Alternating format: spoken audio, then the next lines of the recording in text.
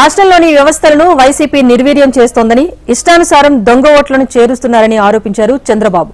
Vijayawada నోవాటల్లో CEC బృందాన్ని చంద్రబాబు, పవన్ కళ్యాణ్ కలిశారు. TDP, Janasena సానుభూతి పట్ల ఓట్ల తొలగింపుపై ఫిర్యాదు చేశారు. వాలంటీర్లు, సచివాలయ సిబ్బందితో ఎన్నికలు నిర్వహించాలని చూస్తున్నారని సీఈసీ దృష్టికి తీసుకువెళ్లారు.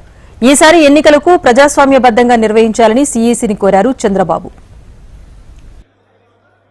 నేను అదేవిధంగా జనసేన అధినేత పవన్ కళ్యాణ్ గారు కలిసి ఎలక్షన్ కమిషన్ కలిసాం.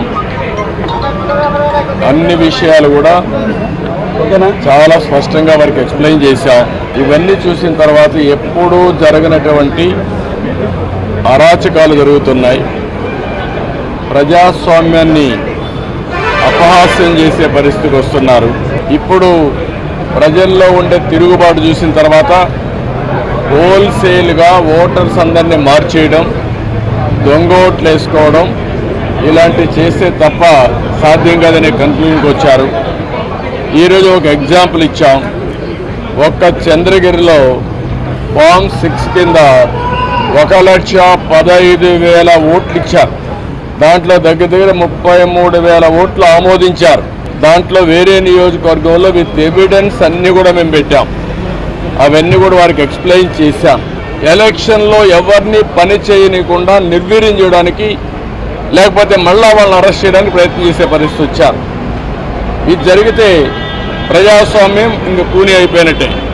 ఎలక్షన్ కమిషన్ అవసరమైతే సెంట్రల్ పోలీస్ అబ్జర్వర్స్ని పంపించాలి, సెపరేట్ సెల్ పెట్టాలి.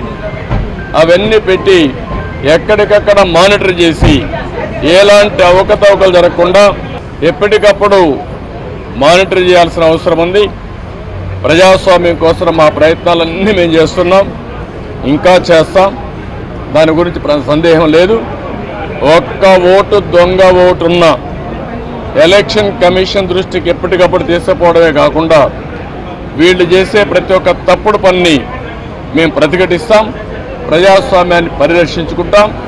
అదే సమయంలో ఎవరిని వదిలిపెట్టాం. కడాన కోర్టుకు కూడా వెళ్ళి తప్పు చేస్తే మాత్రం శిక్ష పడే వరకు ముందుకు పోతామని చెప్పి విజ్ఞప్తి చేస్తున్నా.